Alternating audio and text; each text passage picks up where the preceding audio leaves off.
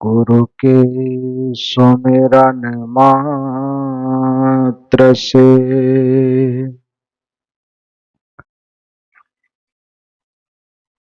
नासत विघ्न अनंत ताते सर्वारंभ में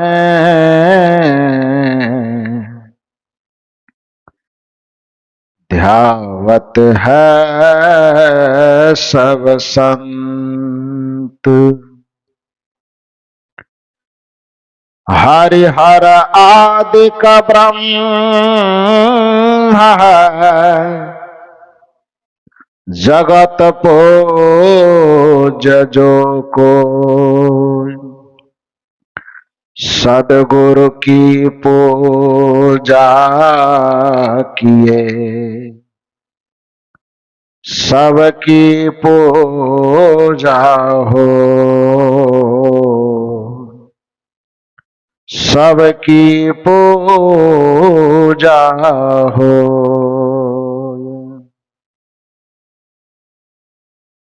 मेरे व्यवहारिक एवं पारमार्थिक जीवन के प्रबल प्रेरणा स्रोत परमाराध्य परम पूज्य सदगुरुदेव जी छत्तीसगढ़ के पावन धरा पर स्थित दुर्ग जिला के प्रसिद्ध शहर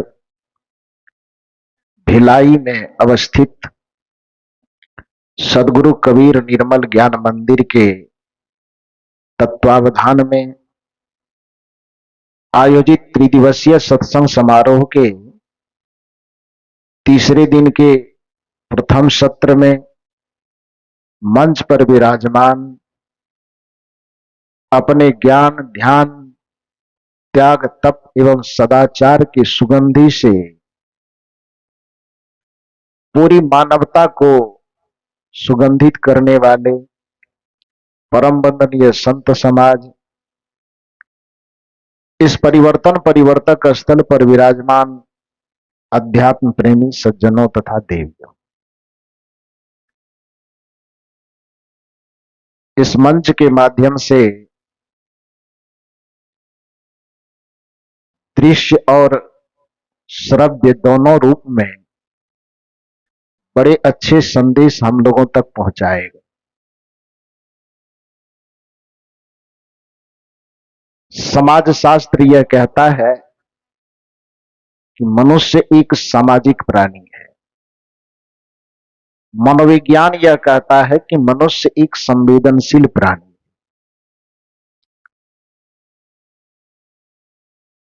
और इस समाज में जीते जीते जीते जीते कुछ न कुछ विकृतियां लोगों के मन मस्तिष्क में आ ही जाती। जैसे कपड़े मूलतः स्वच्छ होता है, लेकिन संसार के आबो हवा में रह करके धीरे धीरे कुछ न कुछ धूल कण इस पर पड़ते हैं और वह गंदा हो जाता है। स्वरूपतः वह गंदा होता नहीं है, ऊपर से गंदगी आ जाती, तो उस पर हम साबुन सर्फ इत्यादि का प्रयोग करके उसे पुनः धोते हैं और साफ कर देते हैं। उसी तरह से सामाजिक परिवेश में रहते रहते मनुष्य की चेतना पर जो धूल पड़ी, उन धूलों को दूर करने का प्रयास समय समय पर महापुरुषों के द्वारा किया गया। और मनुष्य के जीवन के लगभग जितने हिस्से हो सकते हैं, राजनीतिक हिस्से में विकृति आई तो उन विकृतियों को दूर करने के लिए भी महापुरुष आए। सामाजिक जीवन में विकृति आई, उसको भी दूर करने के लिए कुछ महापुरुष आए। साहित्यिक क्षेत्र में कुछ विकृति आई, उसको भी दूर करने के लिए महापुरुष आए। और सांस्कृतिक आध्यात्मिक क्षेत्र में कुछ विकृति आई, उसको भी दूर करने के लिए महापुरुष आए। पढ़े लिखे व्यक्ति यहां पर बैठे हुए हैं, इसलिए इस बात को आसानी से समझ पाएंगे। राजनीतिक क्षेत्र में विकृति आई थी तो उसको आंदोलित करने के लिए महात्मा गांधी आए थे। सामाजिक क्षेत्र में विकृति आ गई थी, सती प्रथा, बाल विवाह, विधवाओं का मुंडन, विधवा का पुनर्विवाह न होना, बहुविवाह की प्रथा, इन सारी विकृतियों को दूर करने के लिए महापुरुष आए थे। सामाजिक परिवर्तन के मसीहा के रूप में राजा राम मोहन राय, ईश्वर चंद्र विद्यासागर, स्वामी दयानंद सरस्वती, स्वामी विवेकानंद, इन लोगों को याद किया जाता है। आध्यात्मिक क्षेत्र में विकृति आई, सांस्कृतिक जगत में विकृति आई तो उसमें बुद्ध का नाम, कबीर का नाम, नानक का नाम, रविदास का नाम बड़ी अग्रिम पंक्ति में ली जाती। साहित्यिक क्षेत्रों में जो गड़बड़ियां आई थी, आदिकाल के बाद मध्यकाल आते आते उसमें रीति काल में जो साहित्यिक विकृतियां आई तो उसको दूर करने के लिए भारतेंदु हरिश्चंद्र आए 1800 ईस्वी। और भारतेंदु हरिश्चंद्र का आगमन हुआ तो उन्होंने साहित्य में अपनी बात नाटक के माध्यम से ज्यादा रखा। अभी जो हम लोगों के सामने नाट्य प्रस्तुति दी जा रही थी बच्चों के द्वारा, वस्तुतः इस नाट्य प्रस्तुति को 1880 ईस्वी में पहली बार भारतेंदु हरिश्चंद्र ने भारत की धरती पर लागू किया था। उस नाटक का नाम क्या है? उस नाटक का नाम है भारत दुर्दशा। दो नाटक भारतेंदु हरिश्चंद्र की बड़ी प्रसिद्ध हुई पूरे भारत को आंदोलित करने में। एक नाटक का नाम था अंधेर नगरी। वो कहानी कहावत सुनते हैं ना आप लोग, अंधेर नगरी, चौपट राजा, और क्या है आगे, टके सिर भाजिए टके सिर खाजा। ये कोई कहावत नहीं है, भारतेंदु हरिश्चंद्र का नाटक है, जिस नाटक का शीर्षक है अंधेर नगरी। अब दूसरा नाटक जो अभी आप लोग देख रहे थे, यह नाटक 1880 ईस्वी में, कितना दिन हो गया, लगभग 1880, 20 उधर जोड़ देंगे तो 1900, लगभग 150-200 वर्ष के आसपास हो गया। अब सोचिए कि जिस नाटक को 150 वर्ष 200 वर्ष के लगभग पहले दिखाया गया होगा, आज उस नाटक को आज भी निर्मल ज्ञान मंदिर में दिखाने की आवश्यकता पड़ रही है। यह गर्व की बात नहीं है, यह बहुत शर्म की बात है। इस बात पे हमें गौरवान्वित नहीं होना पड़ेगा, इस बात के लिए हमें शर्मिंदा होना पड़ेगा। क्योंकि जिन चीजों को 150 वर्ष पहले दिखाया गया था, उस चीज की प्रासंगिकता आज नहीं बचनी चाहिए थी, आज दिखाने की नौबत नहीं आनी चाहिए थी। 150 वर्ष कम होता है क्या? 200 वर्ष कम होता है? सुधार के लिए बहुत लंबा समय हो गया। लेकिन इतने दिनों के बावजूद भी, कई नाटक मंचों पर दिखाए जाने के बावजूद भी, जब लोगों में की चेतना में सुधार नहीं आई, तो आज भी उसको दिखाने की आवश्यकता पड़ रही है। आज मेरे समझ से भारतेंदु हरिश्चंद्र जी की आत्मा बड़ी तृप्त हुई हो कि निर्मल ज्ञान मंदिर में कोई तो है जो 150-200 वर्ष पहले जिस नाटक को मैंने लिखा था, जिस नाटक को मैंने जिया था, लोगों को दिखाया था, वो नाटक दिखाने का सिलसिला बंद हो गया। तो निर्मल ज्ञान मंदिर के सभी पदाधिकारी एवं कार्यकर्ताओं ने उस नाटक का मंचन किया। ये भारतेंदु हरिश्चंद्र की आत्मा आज तृप्त हुई हो, अच्छा लगा होगा। भारत दुर्दशा कहानी, नाटक का शीर्षक है भारत दुर्दशा, नाम ही है भारत दुर्दशा। कि भारत की दुर्दशा किन किन वजहों से होती। उस नाटक में भी शराब है, उस नाटक में भी एक पात्र भारत है, एक पात्र भारत दुर्दैव है, आलस्य है, नशा दुर्व्यसन के जितने चीज है सब चीज उसमें भी पात्र, यही पात्र बना बना करके कहानी कही गई जो आपके सामने प्रस्तुत किया गया। बड़ा अच्छा संदेश था ये, लेकिन इन संदेशों पर अलग से व्याख्यान करने की जरूरत नहीं पड़ेगी, क्योंकि आज जिस संदर्भ को मुझे प्रस्तुत करने के लिए निर्देश मिला है वह संदर्भ है संस्कार। मनोविज्ञान कहता है कि मनुष्य एक संवेदनशील प्राणी है और संवेदना एक ऐसी चीज है जो संस्कार की जन्मदात्री है। जिसके हृदय में जितनी संवेदना होगी उसके हृदय में संस्कारों का उतना सृजन हो सकेगा। संवेदना का अर्थ क्या होता है? एक दूसरे के दर्द को समझना, जिसको गीता धर्म की संज्ञा देता है। गीता धर्म इसे नहीं कहता है कि आप मंदिर जा रहे हो तो आप धार्मिक हैं। गीता यह नहीं कहती है कि आप कोई पूजा पाठ कर रहे हो तो आप धार्मिक हैं। गीता यह नहीं संदेश देती कि आप कोई पूजा पाठ करते हो, पान प्रसाद चढ़ाते हो तब आप धार्मिक हैं। गीता कहती है धार्मिक होने की पहचान यह है कि सूर्यंताम धर्म सर्वशः सूर्यंताम च धार्यताम। मैं धर्म का सर्वस्व सुना रहा हूं, सुनो। मैं बार बार कहा करता हूं कि लोग सदगुरु कबीर साहब के ऊपर बहुत जबरदस्त इल्जाम लगाने की कोशिश किया है कि धर्म के स्वरूप को उन्होंने बिगाड़ दिया, भक्ति के स्वरूप को। कबीर साहब सुधारने की कोशिश किए तो लोग उल्टा इल्जाम लगा रहा है कि बिगाड़ने की कोशिश कर। धर्म को, भक्ति को, पूजा पद्धति को बिगाड़ने की कोशिश कबीर साहब के द्वारा हुई, यह विपक्षियों का इल्जाम है। वस्तुतः सनातन संस्कृति को समझने समझाने वाले जितने महापुरुष हुए, जितने ग्रंथ हैं, उन सबों का निचोड़ जो धर्म और भक्ति के मामले में है, सदगुरु कबीर साहब का चिंतन दर्शन भी वहीं पर जाकर के केंद्रित होता है। गीता भगवान श्री कृष्ण की रचना है। गीता में धर्म की जो परिभाषा दी गई वह मानवीय संवेदना से जुड़ी हुई परिभाषा है। गीता में श्री कृष्ण कहते हैं दुनिया के लोगों, सनातन धर्म को यदि समझना चाहते तो देखो धर्म की परिभाषा क्या है। सूर्यंताम धर्म सर्वस्व सूर्यंताम च धार्यताम।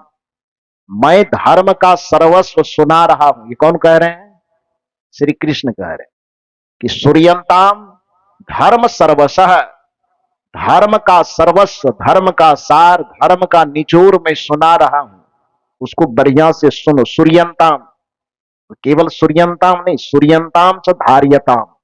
सुनने के बाद इसे जीवन में धारण भी करना।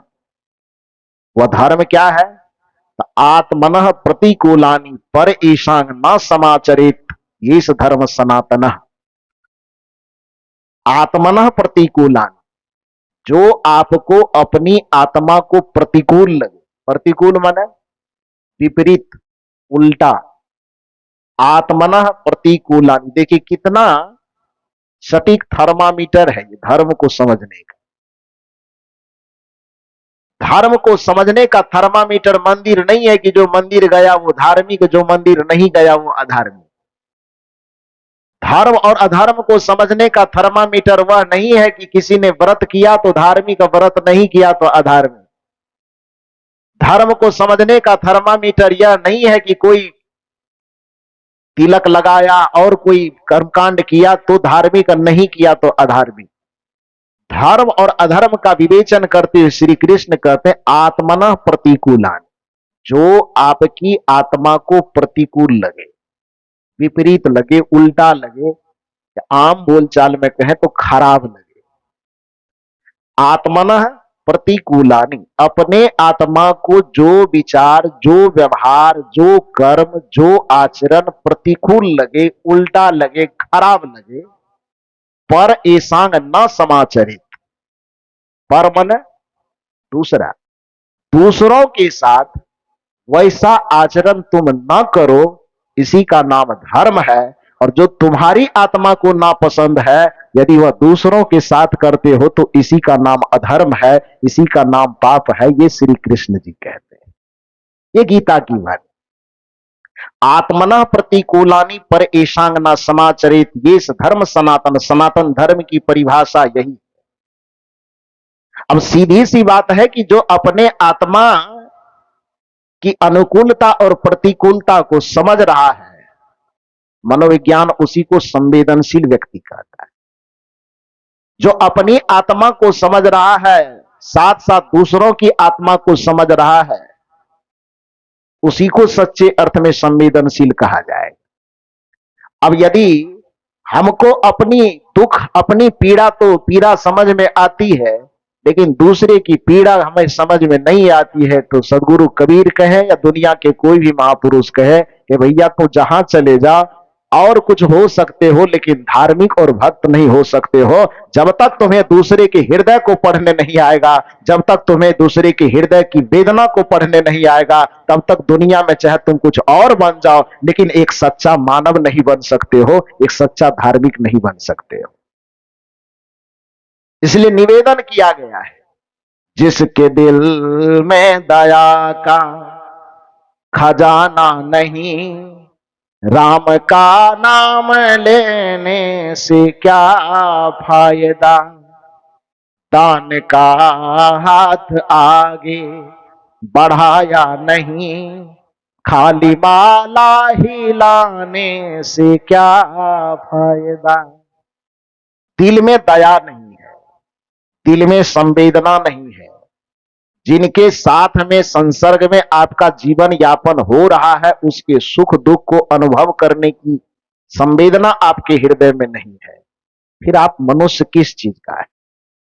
मनुष्य एक सामाजिक प्राणी है, समाज के बीच में उसको जीना है, समाज के बीच में ही रहना है, परिवार के बीच में जीना, परिवार के बीच में रहना है। और जो व्यक्ति परिवार और समाज की संवेदना को नहीं समझ रहा है, वो भला ईश्वर परमात्मा भगवान को कैसे समझेगा। जो सामने में दिखने वाले के हृदय की वेदना को नहीं पढ़ रहा है, हृदय के दर्द को नहीं पढ़ रहा है, हृदय की पीड़ा को नहीं पढ़ रहा है, हृदय की मांग को नहीं पढ़ रहा है, भला बताओ कि निर्गुण निराकार ईश्वर परमात्मा जिसे आप आसमान में खोजने की बात करते हो, उसकी संवेदना से अपनी संवेदना का तार कैसे जोड़ पाओ, उसकी चेतना से अपनी चेतना का तार कैसे जोड़ पाओ। आम बोलचाल में इसे कह सके तो जो व्यक्ति इंसान को नहीं समझ पाएगा, भला बताओ व्यक्ति भगवान को कैसे समझ पाएगा। जो व्यक्ति माता पिता के सम्मान को नहीं समझ पाएगा, वह व्यक्ति भगवान को कैसे समझ पाएगा। जो व्यक्ति आत्मा की मर्यादा नहीं कर सकेगा, भले वह परमात्मा की मर्यादा कैसे कर पाएगा। जो व्यक्ति आत्मा के सामने में श्रद्धा पूर्वक झुक नहीं सकेगा, वह व्यक्ति परमात्मा के सामने कैसे झुक पाएगा। इसलिए परमात्मा के सामने अपनी पहुंच बनाने के लिए सामने में दिखने वाला जो इंसान है, इसकी संवेदना को पढ़ करके अपने अहंकार को इसके सामने में झुकाने की कोशिश करो, तभी आप परमात्मा के सामने झुक पाओगे, तभी आपका परमात्मा के सामने झुकना सार्थक माना भी जाएगा। वो सिर्फ परमात्मा के सामने झुकता व्यक्ति नहीं, परमात्मा के चित्र तक ही वह सीमित रह जाता है। परमात्मा के चरित्र तक पहुंचना तो बड़ी बात है। परमात्मा के चित्र तक पहुंचना यह धार्मिक विधि कहलाता है, और परमात्मा के चरित्र तक पहुंचना यह आध्यात्मिक विधि कहलाता है। धार्मिक विधि को ही लोग जीवन की पूर्णता समझ लेते हैं, जबकि धार्मिक विधि जीवन का एक, आध्यात्मिक जीवन का, पारमार्थिक जीवन का एक हिस्सा मात्र है, धार्मिक जीवन। और धार्मिक जीवन से आगे बढ़ करके जब व्यक्ति आध्यात्मिक जीवन जीना को शुरू करता है, तब वह परमार्थ की संपूर्णता को समझ पाता है, जी पाता है। तो मैं निवेदन कर रहा था कि मनुष्य एक संवेदनशील प्राणी, असंवेदनशील प्राणी होने के नाते उसका मनुष्य होना तभी सार्थक है जब वह दूसरे के हृदय को पढ़ सके, दूसरे के दर्द को पढ़ सके। दूसरा तो बाद की बात है। पहले मैंने कहा कि जिनके बीच में आप जीते हैं, माता पिता के बीच में, सास बहू के बीच में, ननद भाभी के बीच में, भाई भाई के बीच में, पिता पुत्र के बीच में, इनके हृदय से अपने हृदय के तार को आप जोड़िए। यदि ऐसा नहीं करते हैं तो विचारक ने बड़ा सुंदर कहा है, जिसको मतलब है बस अपने आराम से, दूसरों की मुसीबत से क्या वास्ता। जिसको केवल अपने सम्मान से, अपने सुख से, अपनी सुविधा से मतलब है, और दूसरे के सम्मान, सुख, सुविधा से कुछ भी मतलब नहीं है, विचारक कहते हैं सुनो, जिसको मतलब है बस अपने आराम से, दूसरों की मुसीबत से क्या वास्ता। जिसको सत्संग से बोध आया नहीं, जिसको सत्संग सुनने के बाद भी यह बोध विवेक नहीं जगा कि प्रातः काल उठी के रघुनाथा, माता पिता गुरु ना वही माथा। जिसको सत्संग सुनने के बाद भी ये बोध नहीं आया कि अभिवादनशीलस्य नित्यो वृद्धो अपि सेविनः चत्वारि तस्य वर्धन्ते आयुर्विद्या यशो बलम। जिसको सत्संग सुनने से यह बोध नहीं आया, यंग माता पितरो क्लेशं सहित संभवे निर्णाम, न तस्य निष्कृति शक्या कुर्तंग वर्षं सतैरपि। जिसको सत्संग सुनने के बाद भी ये बोध नहीं आया कि मातृवत परदारेषु परदरवेषु लोष्टवत आत्मवत सर्वभूतेषु यंग पश्यन्ति स पंडितः। ये ज्ञान सत्संग सुनने के बाद भी जिसके जीवन में नहीं आया, विचारक कहते फिर उसको मनुष्य कैसे कहा जाए। जिसको मतलब है बस अपने आराम से, दूसरों की मुसीबत से क्या वास्ता। ध्यान दीजिए पंक्ति पर, जिसको सत्संग से बोध आया नहीं, उसको मानव कहाने से क्या फायदा। जिसके दिल में दया का खजाना नहीं। आप लोग बड़े सुरीले व्यक्ति, हाँ 3 साल से तो मैं जान ही रहा हूं, लेकिन उसमें भी अब हमारे सांस्कृतिक जो कमेटी बनी है, सांस्कृतिक समिति बनी है, आज दिखा परिचय भी हुआ कि एक गुरुजी के माध्यम से सब लोग सीख रहे हैं। अब कुछ दिन के बाद धीरे धीरे पूरा निर्मल ज्ञान मंदिर सुरीला हो जाएगा। तो इसलिए ये भजन जो मैं गा रहा हूं तो कुछ पंक्तियों को पीछे पीछे गाना, ठीक है। मैं आगे आगे कह रहा हूं, पीछे से एक लाइन दोहराना है आप लोग। जिसके दिल में दया का खजाना नहीं, राम का नाम लेने से। वाह, बड़ा सुंदर गाए आप लोग, लेकिन थोड़ा कम हो गया। भूख ज्यादा लग गई क्या? अभी तो तुरंत आएंगे तो तुरंत भूख कैसे लग गई? बढ़िया से गाइए तो आप लोगों को प्राइज मिलेगा। हाँ, जिसके दिल में दया का खजाना नहीं, राम का नाम लेने से। गड़बड़ा गया, इधर वाले का सुर कम लग रहा है। आप लोग इन लोगों से ट्रेनिंग ले लीजिएगा। कहीं आपका बड़ाई कर रहा हूं तो आप और नहीं कम धीरे धीरे गाने लगे। कंपटीशन में देख रहा हूं यहां से, इसलिए थोड़ा बढ़िया से दोनों तरफ से किधर से आवाज ज्यादा आती है। रात में मैं अपने दोनों कान का इलाज करवाया हूं। हाँ इसलिए जोर से और बढ़िया से बताइए। जिसके दिल, जब तक बोलिएगा नहीं बढ़िया से, एक ही पॉइंट को रिपीट करूंगा मैं। हाँ, 1.5 घंटे का सत्संग इसी में खत्म हो जाएगा, तो इसलिए ज्यादा रिपीट नहीं करवाना चाहते हैं तो बस एक ही बार में बढ़िया से बोलिए। जिसके दिल में दया का खजाना नहीं, राम का नाम लेने से। वाह, बहुत बढ़िया गया। इस बार मैं आप लोगों के लिए ताली बजा देता हूं। दान का हाथ आगे बढ़ाया नहीं, खाली माला हिलाने से। वाह वाह वाह वाह। मैं तो मंदिर गया, ध्यान से सुनो, संवेदना किसे कहते। मैं तो मंदिर गया, पूजा आरती की, पूजा करते ही मन में ख्याल आ गया। मंदिर में पुजारी बनने के लिए गया, लेकिन संजोग से मंदिर में राम लक्ष्मण जी की मूर्ति लगी हुई थी, सीता जी की मूर्ति लगी हुई थी, बगल में दुर्गा जी की मूर्ति लगी हुई थी। उन मूर्तियों को देख करके भक्त के मन में एक ख्याल आया, प्रेरणा जगी कि राम का जन्म तो अयोध्या में हुआ था, लेकिन वह राम अयोध्या से सफर करके छत्तीसगढ़ या पूरे भारत के जन जन के मन में और मंदिर में काहे से आए? कुछ तो किए होंगे ना। बिना किए तो किसी को मंदिर में कोई नहीं बैठाता है। कुछ तो अच्छा किए होंगे जिसके वजह से वो अयोध्या से चल करके उनकी कीर्ति, उनकी छवि, उनका यश हमारे आपके मन तक पहुंचा, और हम लोग अपने मन मंदिर में बैठाने के साथ साथ उसे मंदिर बना करके हम वहां पर बैठाए हैं। क्यों बैठाए? कुछ तो कारण रहा होगा। वो कारण क्या है? उसे देवता बनाने का कारण क्या है? और किसी को हम राक्षस कह रहे हैं, राक्षस कह करके निकृष्ट कर रहे हैं, निंदनीय मान रहे हैं, तो क्यों मान रहे हैं? न तो राम जी ने हमें कुछ दिया है, न रावण ने हमारा कुछ बिगाड़ा है। बिगाड़ा है? इसमें से किसी का कुछ बिगाड़ा हो तो बताओ। नहीं बिगाड़ा है। राम जी किसी को कुछ दिए हैं तो ये भी बताओ। नहीं दिया है ना।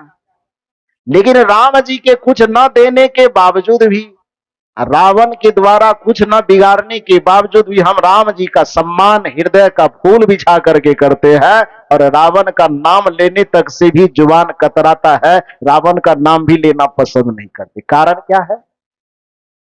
मंदिर में जाने वाले भक्तों को उस कारण के ऊपर दृष्टि डालनी चाहिए। वह कारण क्या है? पहला कारण है, राम और रावण के व्यक्तित्व का अंतर समझिए कि क्यों किसी का हम नाम लेना पसंद करते हैं। लेना क्या पसंद करते? 24 घंटा 48 घंटा खाली उनका नाम ही लिया जाता है ना।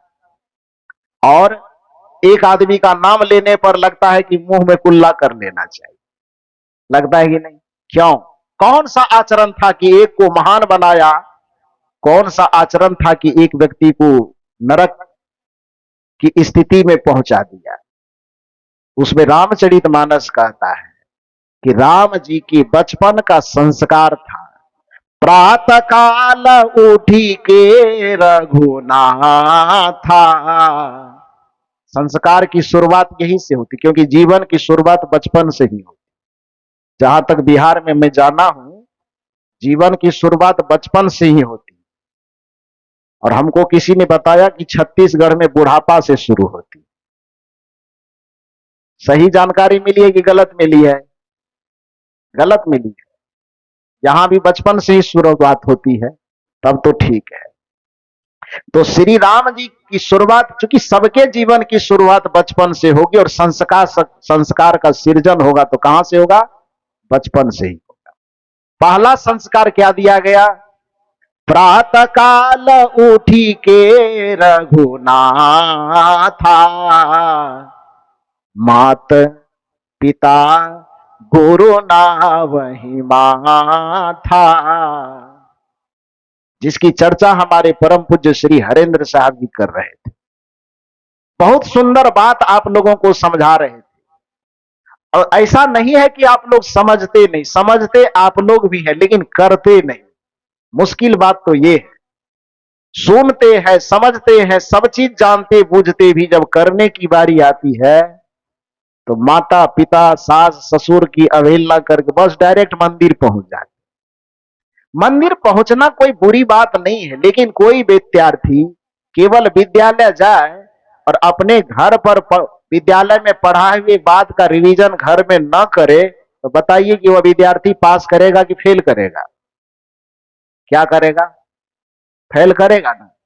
तो विद्यालय में जैसे पढ़ने जाते हैं, किंतु घर में आकर के भी उसका प्रैक्टिस करते हैं, उसका अभ्यास करते हैं, उसी तरह से मंदिर में जिन चित्रों को आप देखने जाते हैं, तो मंदिर में केवल चित्रों को मत देखिए, बल्कि उनके चरित्र को समझ करके उसके चरित्र को अपने आचरण में शामिल का प्रयास कीजिए, तो आपका मंदिर जाना भी सफल हो जाएगा, मंदिर जाना भी सार्थक हो जाएगा। लेकिन आप चित्रों में ही इतना अटक जाते हैं कि चरित्र तक पहुंच ही नहीं पाते। राजस्थान की एक घटना बताऊं। एक दिन लगभग 12 बजे रात के आसपास आश्रम में किसी ने फोन किया, रात्रि के 12 बजे, गहरी नींद में सोए हुए। और हम लोग को अब लोग इतने देश दुनिया से चाहने जानने मानने लगे हैं कि रात दिन सब बराबर कर देते हैं। हमारे श्री हरेंद्र साहब जी 65 में भी कार्यक्रम करवाए थे। लगातार 2 साल से आ रहा हूं और तीसरा साल 2027 के लिए भी कार्यक्रम 16, 17, 18 के लिए फिक्स हो गया है। हम ही आमंत्रण दे दें। बहुत बेहतरीन कार्यक्रम करवाते। और इस बार तो मैंने कहा कि 45 दिन का समय लेकर के इस छत्तीसगढ़ की धरातल पर मैं आया हूं। अगले वर्ष 2027 के लिए 90 दिन से प्लस कार्यक्रम का समय लेकर के मैं फिर छत्तीसगढ़ आ रहा हूं। तो साहब जी के यहां चूंकि दूर दूर से लोग आते हैं और दिन रात लोगों की कतार इतनी लगी रहती मिलने वालों की कि साहब जी कभी मेरे चौखट पे जाके कहते हैं, गुरुओं बनना नरके का काम है। न सोने देता है, न खाने देता है, न बैठने देता है जी। खैर ये आप लोगों का प्रेम है, नरक तो नहीं कह सकते उसको। लेकिन ऐसा होता है कि आराम नहीं करने पर शरीर को तो समझ में आता है ना। कल ही क्या किया आप लोग, 1 मिनट के लिए भी हमको लेटने तक नहीं दिए। तो राजस्थान से एक फोन आया 12 बजे रात्रि। मैं सोया हुआ था। तो वैसे डायरेक्ट किसी भी व्यक्ति की बातचीत मुझसे नहीं होती है। आश्रम में जो वहां के अध्यक्ष हैं उनके पास फोन गया और वो जो फोन किए राजस्थान को बेचारे रो रहे थे। तो वैसे 12 बजे रात में तो क्यों बात करवाता, लेकिन उनकी रोने की आवाज सुन के, घबराहट सुन के हमारे संजय जी को लगा कि कुछ हुआ होगा, परेशानी। तो दरवाजा खटखटाए, मैं जगा कि फोन आया। मैंने कहा 12 बजे रात में यहाँ कोई इमरजेंसी हो। तो लिया, मैं घबराया कि कौन रो रहा है, राजस्थान का कौन आदमी होगा। मैं जानता तो हूं नहीं, लेकिन कोई भी हो, न भी जानू फिर भी उससे हृदय का तार मुझसे जुड़ा हुआ है, तो जानो न जानो फिर भी वो मेरे अपने हैं। मैंने पूछा कि क्या स्थिति है, क्यों रो रहे हैं, कुछ परेशानी है। तो उन्होंने बताया नहीं, कोई परेशानी नहीं है। तब मेरी सांस में थोड़ी सांस आई, लेकिन थोड़ा थोड़ा गुस्सा भी उठा कि जब कोई परेशानी नहीं थी तो रात में नींद क्यों तोड़ दी। लेकिन वो गुस्सा में जाहिर तो कर नहीं सकता था।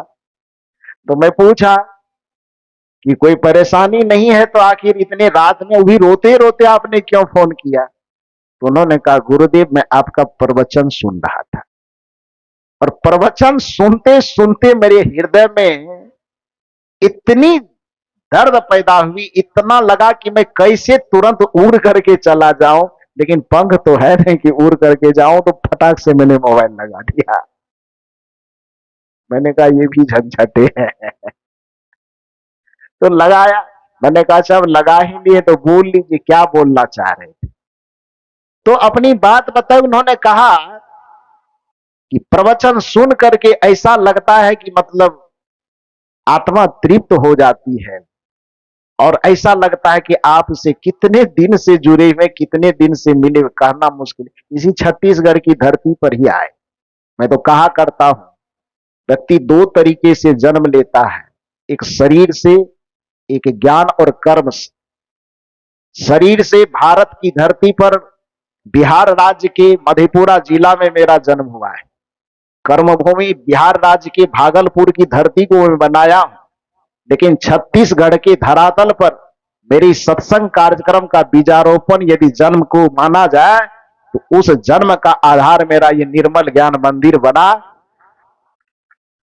आदरणीय आत्माराम बाबू, हीरालाल बाबू और जो सभी समिति के सदस्य हैं, सब लोग यहां मुझे बुलाए और इसी जगह से कार्यक्रम का बीज ऐसा फूटा कि प्रथम बार 4 कार्यक्रम, दूसरी बार 8 कार्यक्रम, तीसरी बार 15 कार्यक्रम और चौथे बार में 30 का टारगेट लगा हुआ है और वो निरंतर बढ़ते जा रहा है। ये आप लोगों की शुभकामना है। तो मैं कह रहा हूं कि राजस्थान से जो फोन आया उससे बातचीत मैंने किया तो अपनी बयान तो जो दिया दिया सुने। उसके बाद मुझे लगा कि बेचारे रोते हैं तो इनको थोड़ा हंसाया, क्योंकि हम मुंह लटका करके सत्संग करने वाले नहीं हैं। कुछ लोगों को लगता है कि सत्संग एकदम आंख बंद करके मुंह लटका करके करे ताकि ऐसा समझ में आवे कि माथा पे 50 केजी का पत्थर रखा हुआ है। मैंने कहा भैया ऐसा मुझसे नहीं होगा, क्योंकि सत्संग सुनने और सुनाने की विधा शास्त्रों में वर्णित की गई है कि सोनी समझा ही जाना मुदित मना, मज्जहि अति अनुराग, लहहि चार फल अछत तनु, साधु समाज प्रयाग। गोस्वामी तुलसीदास जी रामचरितमानस में सत्संग सुनने का तरीका बताते कि सुनी समझहि जन मुदित मन। मुदित का मतलब क्या होता है? बिरहनी खोता तरह मुंह लटका के बैठना, कि मुदित का मतलब प्रसन्न होकर मुस्कुराते हुए किसी बात को सुनना। जिस चीज को हंस हंस करके पाया जा सकता है तो उसको रो करके पाने की क्यों जरूरत है? स्वामी विवेकानंद कहते थे कि स्वप्न देखना यदि मनुष्य की मजबूरी है तो स्वप्न ही देखना है तो स्वर्ग का सपना देखो न नरक का सपना देखने की क्या जरूरत है? जिस बात को मुस्कुरा करके सीखा जा सकता है, जिस बात को मुस्कुरा करके जिया जा सकता है, जिस बात को मुस्कुरा करके पिया जा सकता है, उस बात को माथा बोझिल करके मुंह लटका करके सुनने की कोई आवश्यकता नहीं है। ये फूल गले में लटके हुए हैं, बताओ यदि ये फूल मुरझाया रहता तो मेरे गले तक पहुंचता क्या? सूखा हुआ फूल, मुरझाया हुआ फूल कभी कोई मूर्ति के सामने, चित्र के सामने चढ़ाता है क्या? ये संकेत क्या देता है?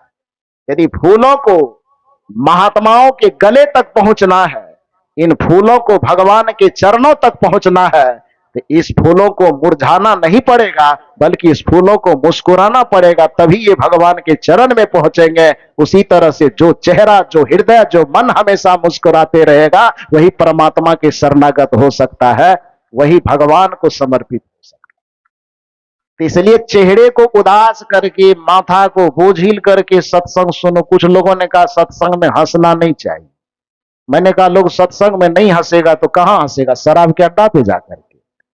हाँ, इस सत्संग में खुश नहीं होगा आदमी, सत्संग में नहीं हंसेगा आदमी, सत्संग में आदमी अपने चित्त के बोझ को, मन के बोझ को, माथे के बोझ को हल्का नहीं करेगा तो कहां करेगा?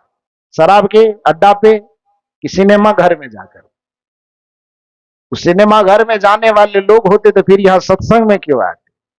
तो इसलिए सत्संग को सुनी समझहि जन मुदित मन, मुदित मन के साथ, प्रसन्न मन के साथ, निर्भर चित्त के साथ सत्संग को सुनना चाहिए। तो मेरे मन में यह हुआ बेचारा राजस्थान वाले जो फोन की 12 बजे रात में थोड़ा रो रहे हैं, परेशान हैं, तो सारी बातचीत करने के बाद मुझे लगा कि इन्हें थोड़ा कुछ हंसाना चाहिए। तो 12 बजे रात हंसाने वाली बात तो क्या करनी है बात? तो फिर मैंने उनसे कहा कि आप काम कौन सा करते हैं?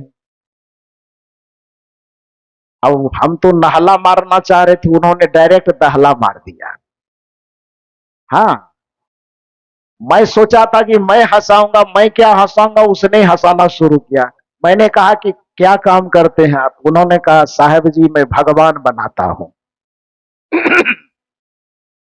मैंने कहा तो गजब बात हो गया, भगवान बनाते हैं? कहा हाँ साहब मैं भगवान बनाता हूं। तो मैं तो समझ गया ही, फिर भी मैंने पूछा कि लोग यह कहते हैं कि इंसान भगवान को बनाते हैं, आप ब्रह्मा जी के नाना जी लगते हैं क्या? कि आप कहते हैं कि मैंने भगवान को बना, मैं भगवान बनाता हूं? तो उन्होंने कहा कि हाँ मैं भगवान ही बनाता हूं। तो मैंने कहा अच्छा ठीक है। कहा भाई वहां पर पत्थर की फैक्ट्री में रहता हूं, वहां छोटी बड़ी मूर्तियां बनती है, उन मूर्तियों को ट्रक में लाद लाद करके भेजता हूं। मैंने कहा बड़ी अच्छी बात है।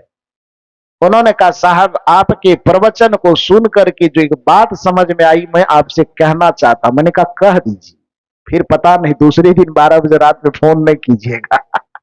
ये जितना कहना है अभी कह डालिए।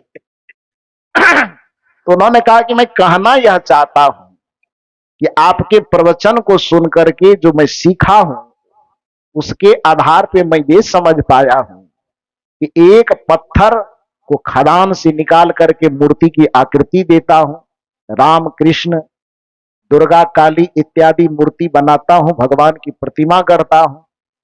जब तक उसको मैं खदान से निकालता हूं तब तक वह पत्थर ही रहता है। जब तक उसे मैं ट्रक में लादता हूं तब तक वह पत्थर ही रहता है। जब तक उसे ट्रक में लाद करके मैं किसी के पास भेजता हूं तब तक वह पत्थर ही रहता है। यहां तक कि मंदिर के चौखट तक जाता है तब तक वह पत्थर ही रहता है। एक बार मंदिर के अंदर प्रवेश करता है फिर विधि विधान से मंत्र वगैरह जप देता है तो एक बार मंदिर के चौखट के अंदर प्रवेश करने पर वह पत्थर बदल करके भगवान बन जाता है। आपके प्रवचन से मुझे समझ में आया है कि जब एक पत्थर मंदिर में एक बार प्रवेश करने पर भगवान बन जाता है तो समझ में यह नहीं आती कि फिर यह इंसान उसी मंदिर में हजारों बार प्रवेश करने पर एक इंसान क्यों नहीं बन पाता। ये बड़ा दुर्भाग्य की बात है। जो पत्थर मंदिर में जाकर के भगवान बन जाता है उसी मंदिर में आप जाकर के इंसान भी नहीं बन पाते। इसका कारण यह है कि आपकी चेतना चित्रों तक अटकी रह जाती। जिस दिन उस चित्र से झांकने वाले चरित्र को आप समझना शुरू कर देंगे और उस चरित्र को आप जीवन के चरित्र में अपने चरित्र में शामिल करना शुरू कर देंगे उस दिन आपका मंदिर जाना सफल हो जाएगा। इसलिए बेचारा कहते हैं मैं तो मंदिर गया पूजा आरती की, पूजा करते ही मन में ख्याल आ गया। क्या ख्याल आया? राम जी का चित्र है। अब राम जी के चित्र को देखने पे ख्याल क्या आएगा कि राम जी यहां तक पहुंचे तो कैसे पहुंचे? कुछ तो अच्छा किए होंगे ना। अच्छा क्या किए होंगे? तो जीवन की शुरुआत किस अच्छाई से हुई? प्रातः काल उठी के रघुनाथा, माता पिता गुरु ना वही माथा। संस्कार की पहली पढ़ाई। प्रत्येक माता पिता को अपने बच्चों को भगवान के सामने झुकावे कि न झुकावे यह कर्तव्य वह अपने जीवन में निश्चित कर ले कि चाहे बचपन में उसे मार करके हो, डांट करके हो, समझा करके हो, जिस भी तरह से हो उस बच्चे के अंदर माता पिता के सामने झुकने की प्रेरणा डालनी चाहिए, बीज डालना चाहिए। और माता पिता को दुलार में ये नहीं कहना चाहिए कि जाओ जाओ जाओ भगवान की पूजा कर लेना और अपने प्रणाम करवाने के अच्छा अच्छा कोई बात नहीं, अपना ही बच्चा है, नहीं करे तो क्या दिक्कत है। ऐसा नहीं करना चाहिए, उसको झुकाना चाहिए। राम जी को ये शिक्षा मिली थी कि प्रातः काल उठी के रघुनाथा, मात पिता गुरु ना वही माथा। एक काम यह और दूसरा काम राम जी क्या करते थे? आय सुमांग करही पुर काजा, देख चरित हरसई मन राजा। राम जी के घर में काम करने वाले सेवकों की कमी नहीं थी, लेकिन उसके बावजूद भी वह आयसु मांग करही पुर काजा। सेवकों की कमी न होने के बावजूद भी माता पिता से पूछ पूछ करके, आयसु माने आज्ञा, आज्ञा मांग मांग करके कि क्या करें पिताजी, ये बताइए, ये कर लूं, ये कर लो। और माता पिता के द्वारा जो निर्देश मिलता था उस निर्देश के अनुरूप बच्चे काम करते थे। बचपन से ये संस्कार उनके चरित्र में ढलते ढलते ढलते उनके चरित्र को कितना संस्कारवान बनाया। जब गुरु की शरणागति लिए तब क्या संस्कार आया। लोग कहते हैं कि केवल हम भगवान की पूजा कर लेते तो गुरु पूजा करने की क्या जरूरत है। लेकिन जिसको आप अपनी संस्कृति में मर्यादा पुरुषोत्तम के नाम से जानते हो, देखो वह गुरु का आदर कितना करते थे। बचपन में तो माता पिता गुरु नाम ही माथा करते ही थे, लेकिन जब वह बचपन से युवा अवस्था में प्रवेश किए, राजगद्दी पर बैठ करके राजा बने, तो संजोग से उसके सामने में बिना सूचना दिए एक दिन गुरुदेव का आगमन सभा में होता है। संस्कार बचपन से कितना अच्छा है, उसके हृदय की संवेदना कितना विस्तृत है कि गुरुदेव को यह नहीं कहते कि अब मैं भगवान बन चुका हूं तो आप वेटिंग हॉल में थोड़ा देर बैठ के इंतजार कीजिए, ये नहीं कहा।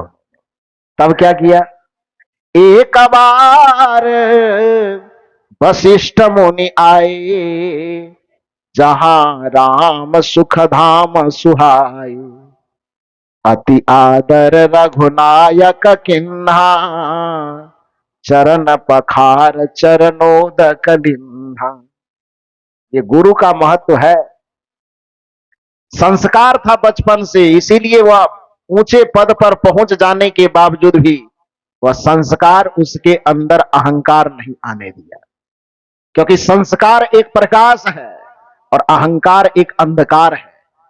जैसे प्रकाश के सामने अंधकार की उपस्थिति कभी नहीं हो सकती, उसी तरह से जिसके हृदय में संस्कार का उदय होगा उसके जीवन में कभी अहंकार नहीं आएगा, और जिसके जीवन में अहंकार नहीं आएगा उसके जीवन में कभी कोई विवाद नहीं हो सकता है। अहंकार ही हमारे जीवन के समस्त विकारों और विवादों की जननी है। अहंकार और संस्कार दोनों एक दूसरे के विपरीतार्थक चीज है। जैसे सूर्य के सामने कभी अंधकार नहीं पहुंच सकता, उसी प्रकार से एक अच्छे संस्कारशील व्यक्ति के पास में कभी अहंकार नहीं पहुंच सकता। तो राम जी के सामने अहंकार इसलिए नहीं है क्योंकि बचपन से ही उसके अंदर संस्कारों का बीजारोपण किया गया। इसलिए गुरु जी आए, भगवान बन करके गद्दी पर विराजमान है, फिर भी गुरु आए तो सिंहासन को छोड़ दिए, और सिंहासन छोड़ने के बाद जाकर के गुरु जी के चरण को स्पर्श करते हैं, गुरु जी को सिंहासन पर बैठाते हैं, और जो गृहस्थी मर्यादा का नियम है तो जल लाते हैं और अपने हाथ से चरण पखारते हैं। ये काम, ये चरित्र राम जी को इतना महान बनाया। जो अयोध्या का राजकुमार, दशरथ के आंगन में खेलने वाला अजीर बिहारी, वह आपके और हमारे हृदय के मंदिर के देवता बन गए और हमारे घरों के मंदिर में उनका चित्र लग गया। राम जी का वह चरित्र उनको इस चित्र में शामिल किया। लेकिन उसी जगह रावण का चरित्र कैसा है, क्यों उसको निशाचर, क्यों उसको राक्षस कहा गया? भगवान शिव और माता पार्वती का संवाद रामचरितमानस में अंकित है। रावण के चरित्र का वर्णन करते हुए, माता पिता माने नहीं देवा, एक दूसरे से विपरीत हो गया। हुआ ना? राम जी का चरित्र, प्रात काल उठी के रघुनाथा, मात पिता गुरु नावही माथा, ये देव चरित्र है। राक्षस की चरित्र, दानव की चरित्र, माता पिता माने नहीं देवा, साधुन से करवा वही सेवा, जिनकर यह आचरण भवानी, सो जानहु निश्चर सम प्राणी। थर्मामीटर दे दिया, किसे देव कहेंगे किसे दानव कहेंगे। अब इस थर्मामीटर से आप अपना मूल्यांकन कीजिए कि आपके परिवार में देव रह रहा है कि दानव रह रहा है। आपका जो आचरण है वह आचरण पुजारी वाला है कि आपका आचरण दुराचारी वाला है? आपका आचरण देव वाला है कि आपका आचरण दानव वाला है? इन दो थर्मामीटर से तुलना कीजिए, किसी को कहने की जरूरत नहीं। अपने मन का मूल्यांकन खुद कीजिए, आप अपने चरित्र का मूल्यांकन कीजिए कि प्रात काल उठी के रघुनाथा, मात पिता गुरु नावही माथा, ये देव चरित्र है। मात पिता माने नहीं देवा, साधुन से करवा वही सेवा, जिनकर यह आचरण भवानी, सो जाना हो निश्चर सम प्राणी। उसको निश्चर के समान समझना चाहिए। तो जो माता पिता को न माने, इसका मतलब है कि उसकी संवेदना मर गई है। और जो माता पिता को माने, क्यों? क्योंकि इस धरती पर सबसे पहला देव यदि कोई है, इस संसार में आंख खोलने पर जो सबसे पहला दो चेहरा हमारे सामने आता है वह चेहरा माता और पिता का होता है। और जो चेहरा हमारे सामने में आता है प्रथम चेहरा को ही हम पहचानने से भूल जाते हैं। ऋषि कहते हैं कि उस माता पिता का एक बच्चे के ऊपर इतना उपकार है, यंग माता पितरो क्लेशं सहित संभवे निर्णाम न तस्य निष्कृति शक्या कुर्तंग वर्षं सतैरपि, कि एक माता पिता को बाल बच्चे जन्म देने में, उसका पालन पोषण करने में, पढ़ा लिखा करके विद्वान चरित्रवान बनाने में, महान बनाने में माता पिता के जो पसीने की लागत है, माता पिता के जो परिश्रम की लागत है, यदि वह बच्चा 100 वर्ष तक माता पिता के चरणों में सरसों का तेल रगड़ते रगड़ते सेवा करे तो पर भी माता पिता के कर्जे से वह बच्चा मुक्त नहीं हो सकता है।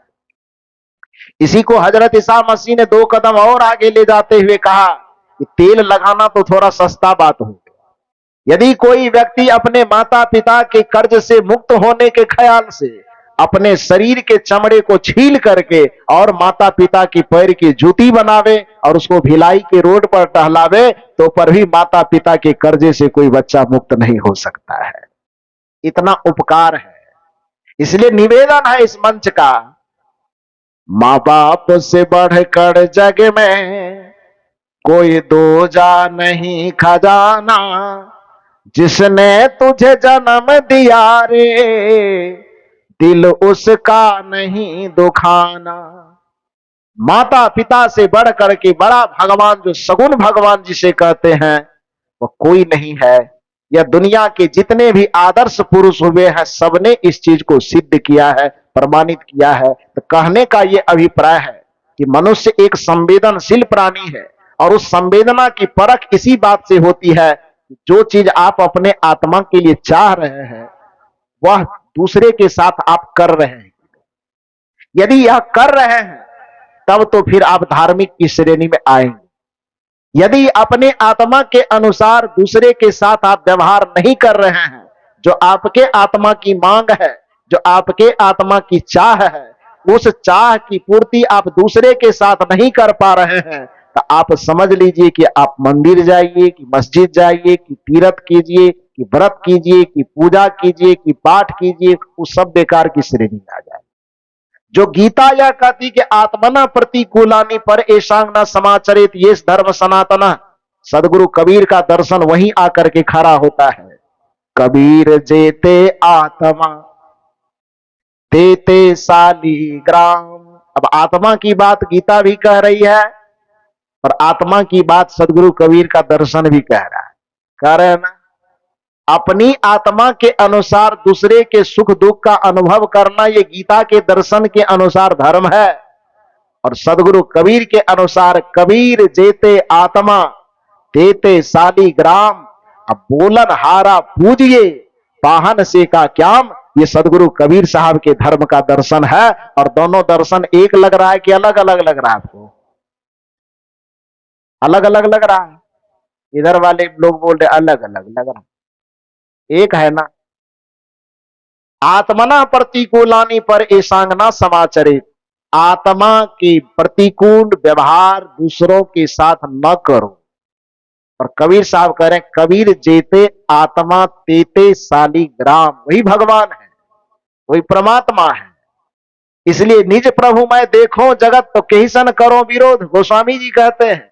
और सदगुरु कबीर साहब उसी बात को कहते हैं कि सब घट मेरो साइया तो चोट का ही पर डारो। सब घट के अंदर, पत्नी के घट के अंदर भी वही परमात्मा है, सास के घट के अंदर भी वही परमात्मा है, बहू के घट के अंदर भी वही परमात्मा है, माता पिता के घट के अंदर भी वही परमात्मा है। तो फिर अपने कटु व्यवहार से किसके जी को आप जलाते हैं?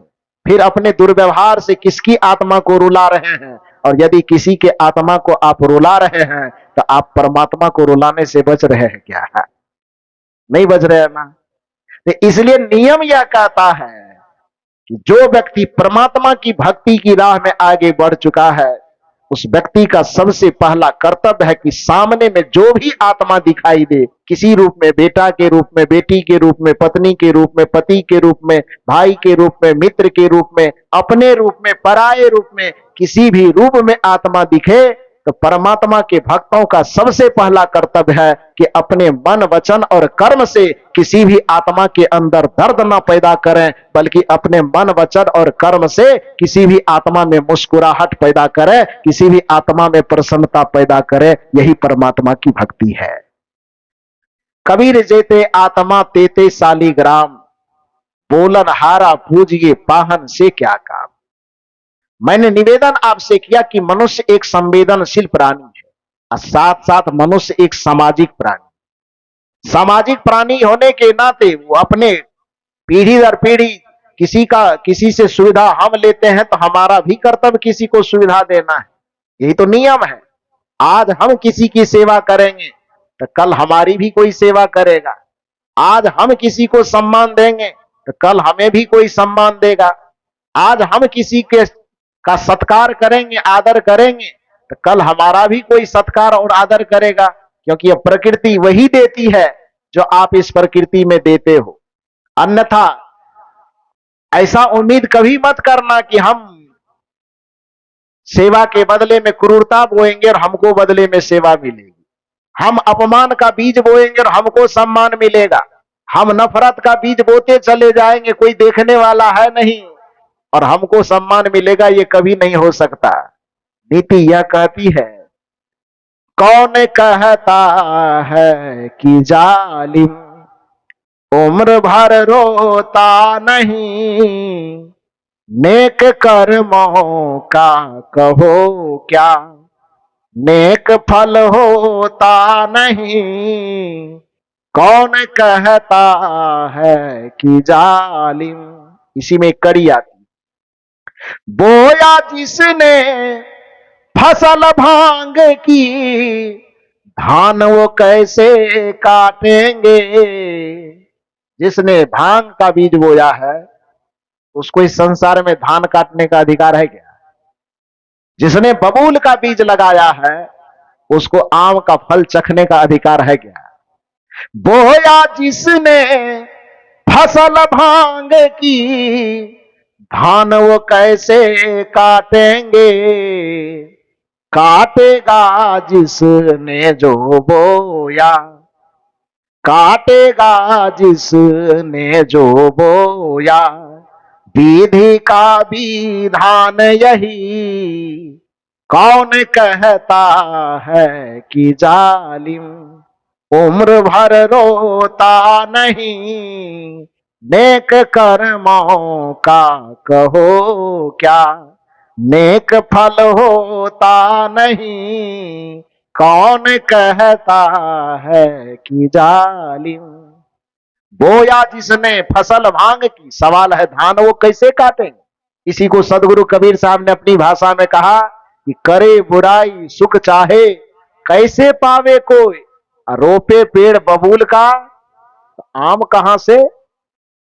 ये सवाल कबीर साहब आज से 600 वर्ष पहले किए, और वह सवाल आज भी ज्यों का त्यों है कि जिसने बबूल का बीज लगाया हो उसे आम का फसल काटने का कोई अधिकार नहीं। इसलिए जो सामने में हमारी पीढ़ी है, उस पीढ़ी का यदि हम सम्मान नहीं करेंगे, जो सामने में पीढ़ी है माता पिता गुरु और बुजुर्ग के रूप में, यदि उसकी हम सेवा नहीं करेंगे, उसका सम्मान नहीं करेंगे, उसको आदर नहीं देंगे, तो फिर आने वाली जो पीढ़ी जो हमारे बाद आएगी, वह पीढ़ी हमारा भी सेवा और सम्मान नहीं करेगा, और इस प्रकार यह दुनिया स्वर्ग के जैसा होते हुए भी धीरे धीरे नरक बनता चला जाएगा। जिस नरक से हर आदमी को बचने की कोशिश करनी चाहिए। अरे मरने के बाद वाला स्वर्ग मिलेगा नहीं मिलेगा उसकी चिंता क्यों कर रहे हैं। आप अपने जीवन में सत्संग और अध्यात्म को शामिल करके, अपने परिवार के बच्चों को संस्कार में शामिल करके, आप अपने जीते जिंदगी अपने घर परिवार और समाज को स्वर्ग बना लीजिए। मरने के बाद फिर स्वर्ग बनाने की, स्वर्ग में जाने का सपना नहीं देखना पड़ेगा। स्वर्ग बाहर में मरने के बाद स्वर्ग में जाने का सपना वही व्यक्ति देखता है जिसको अपना पूरा जीते जिंदगी नरक में गुजारना पड़ रहा है। नरक में गुजारने का मतलब चिंता में जीवन गुजारना, टेंशन, जिसको अंग्रेजी में टेंशन कहते, जो टेंशन में जी रहा है वो नरक में ही तो जी रहा है। जो चिंता में जी रहा है, जो ईर्ष्या में जी रहा है, जो द्वेष में जी रहा है, जो उद्विग्नता में जी रहा है, जो नफरत में जी रहा है, जो घृणा में जी रहा है, उसके लिए और अलग से नरक बनाने की क्या जरूरत है? खुद ही नरक में जल रहा है। स्वर्ग में जीने के लिए कल भी मैंने कहा था, मृदुबानी सुंदर बर्ताव सभी गुणों की खान है, प्रेम की गंगा बहे जहां पर वह घर स्वर्ग समान है। जिस घर में, जिस व्यक्ति के बीच में, जिन संबंधों के बीच में प्रेम की गंगा बहे, वह घर स्वर्ग के समान है, वह रिश्ता स्वर्ग के समान है, वह मनुष्य मनुष्य का जुड़ा स्वर्ग के समान है। जहां पर स्वर्ग को लाना चाहते हैं वहां कुछ मत कीजिए, बस हृदय के अंदर संवेदना को जागृत कीजिए और उस संवेदना में संस्कार को जन्म लेने दीजिए, स्वर्ग आ जाएगा। वहां स्वर्ग अलग से लाने की जरूरत नहीं पड़ेगी। लेकिन होता क्या है कि हम देना चाहते हैं बबूल का बीज और लेना चाहते हैं आम का फल। हम करना चाहते कुछ नहीं, पाना बहुत कुछ चाहते हैं, जिसके परिणाम में हर आदमी का हाथ खाली रह जाता है।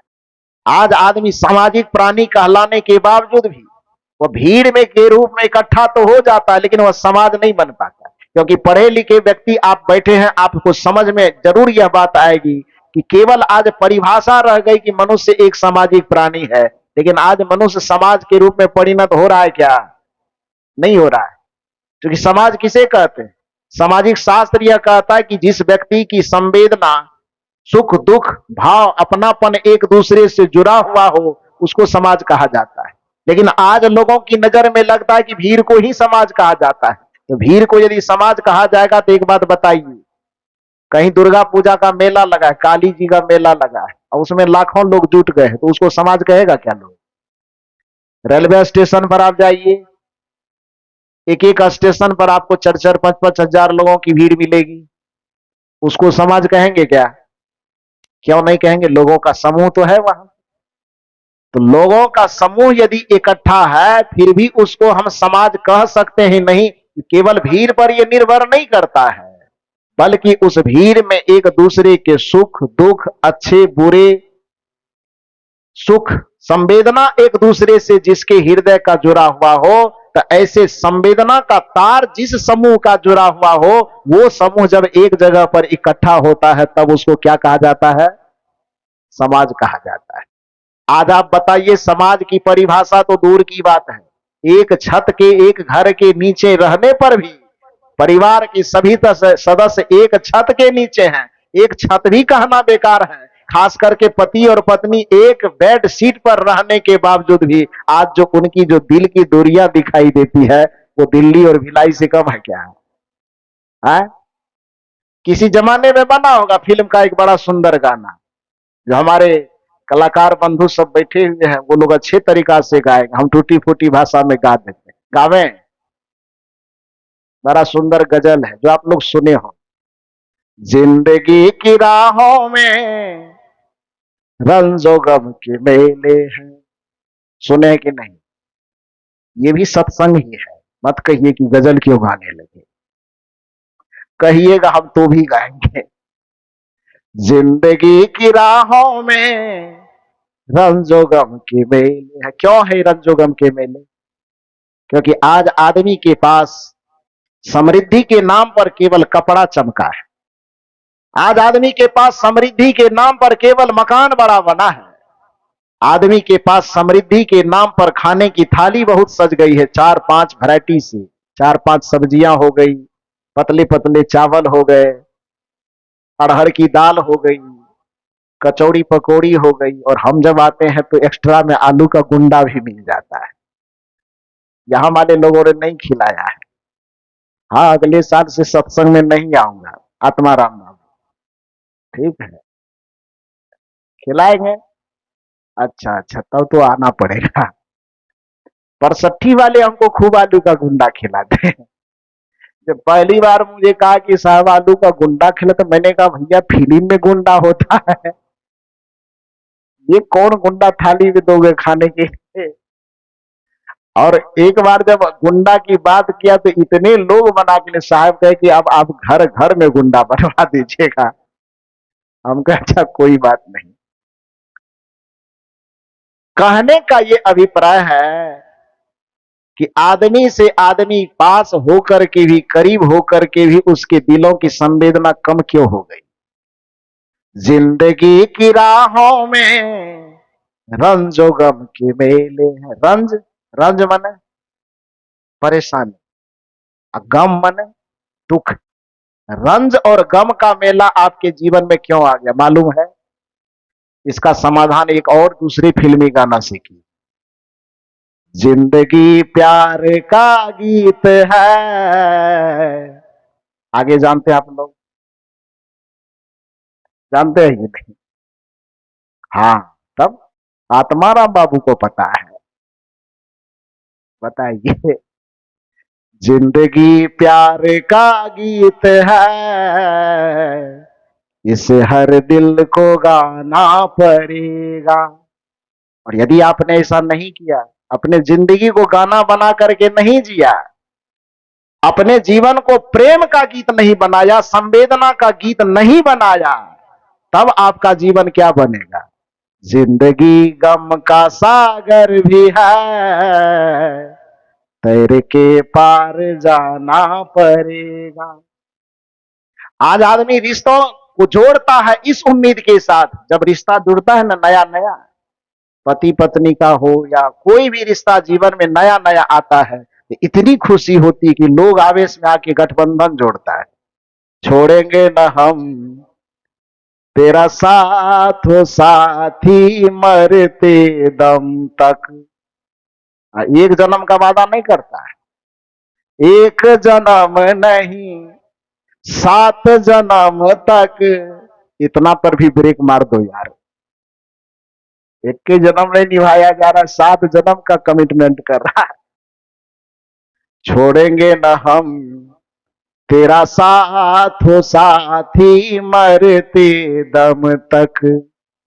एक जन्म नहीं 7 जन्म तक, 7 जन्म नहीं जन्म जन्म तक।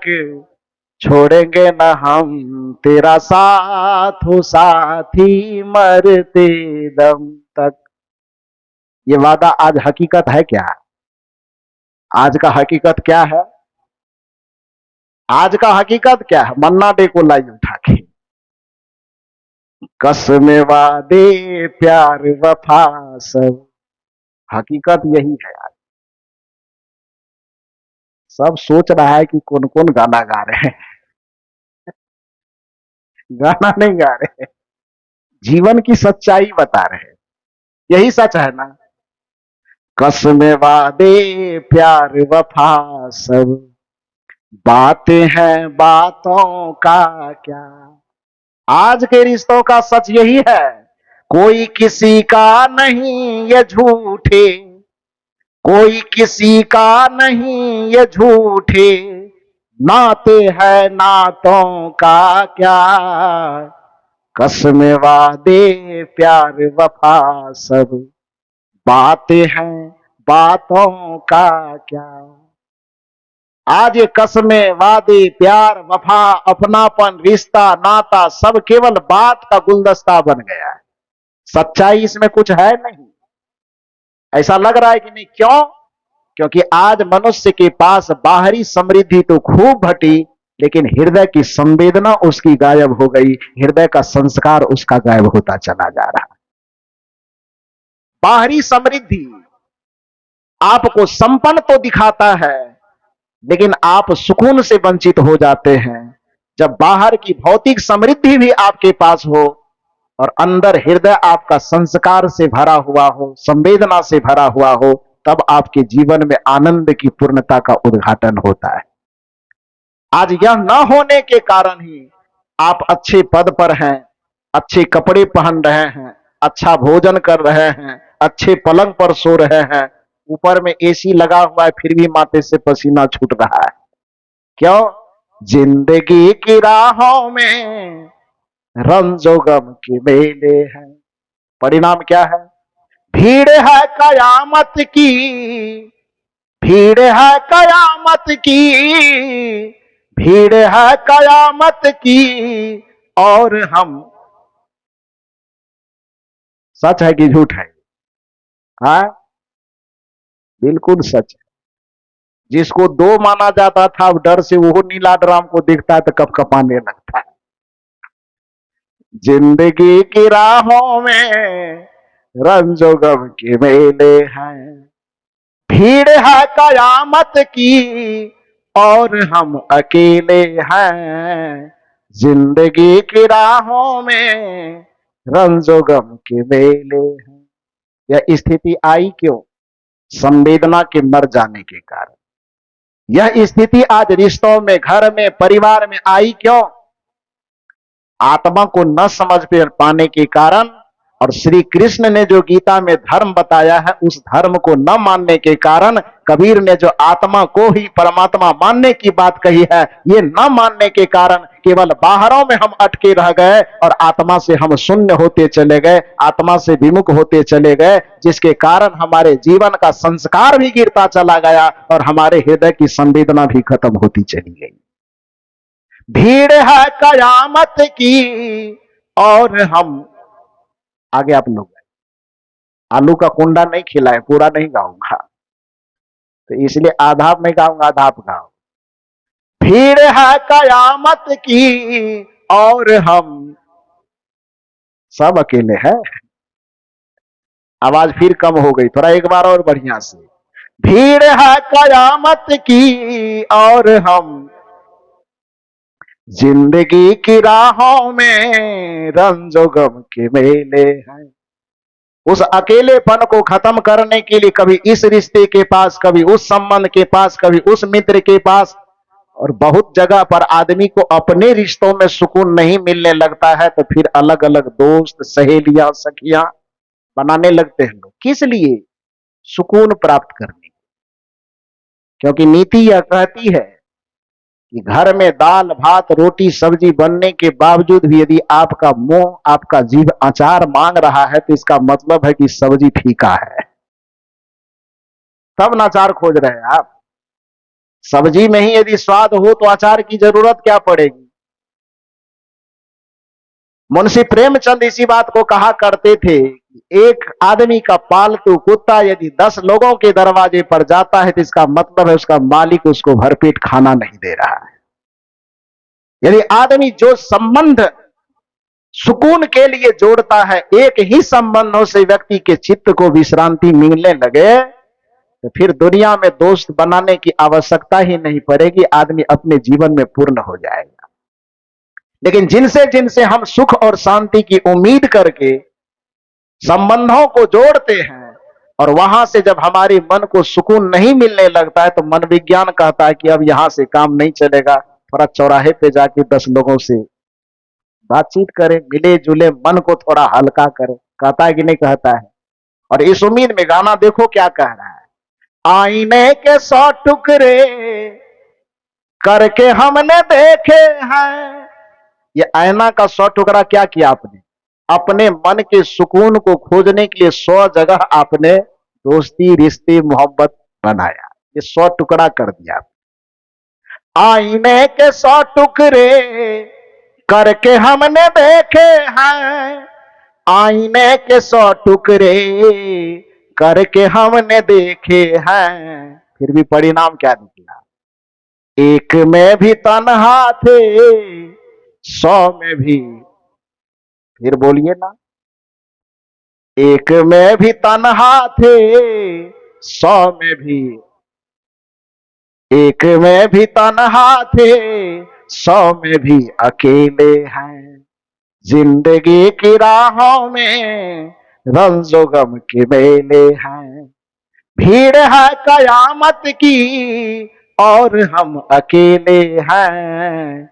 जिंदगी की राहों में रंजो गम के मेले हैं। अब इससे ज्यादा नहीं सुनाएंगे, फीस तो आप लोग दीजिएगा नहीं। तो जिंदगी की राहों में रंजो गम के मेले हैं। रंज और गम का जो मेला लगा हुआ है आपकी जिंदगी में, केवल ये भिलाई वाले की बात नहीं है, पूरी दुनिया की मानवता आज त्राही त्राही कर रही है। अच्छे मकान, अच्छे भवन, अच्छे खान, अच्छे पहनमान के बावजूद भी आदमी का चित्त एकदम उद्विग्नता से खौल रहा है, परेशानी से, पीड़ा से खौल रहा है, तो उसके पीछे का वजह सिर्फ इतना है कि आज आदमी अपने हृदय की संवेदना को गंवा चुका है, अपने हृदय के संस्कार को गंवा चुका है। समय शायद कुछ ज्यादा हो गया। आप लोग इतना देर तक शांत होकर के मेरी बातों को सुना, इसके लिए आप सबों को बहुत बहुत साधुवाद देते हुए मंचासीन समस्त पूज्य संत गुरुजनों के चरणों में कोटि कोटि नमन वंदन करते हुए दर्शक दीर्घा में विराजमान सज्जनों एवं देवियों के हृदय में स्थित परम रमैया राम उस परमात्मा को सादर प्रणाम करते हुए, और यदि इतना देर बोलने में कुछ मुंह से गलती हो गई हो तो क्षमा ना करते हुए, हम तो मांगेंगे क्षमा, आप करना, जरूर करना, क्योंकि मैं बराबर कहा करता हूं कि आप मुझे एक महात्मा के रूप में सुनने आओ ना आओ कोई बात नहीं, लेकिन आप अपने भाई, अपना बेटा, अपना मित्र बना करके सुनने के लिए जरूर आना। और आप एक महात्मा को माफ करो न करो वो आपकी मर्जी, अपने बेटा को तो माफ करोगे ही करोगे ना। तो सबको बहुत बहुत साधुवाद देते हुए मंचासीन समस्त पूज्य संत गुरुजनों के चरणों में कोटि कोटि नमन वंदन करते हुए इस सत्र में मैं अपनी वाणी को यहीं पर विराम देता हूं।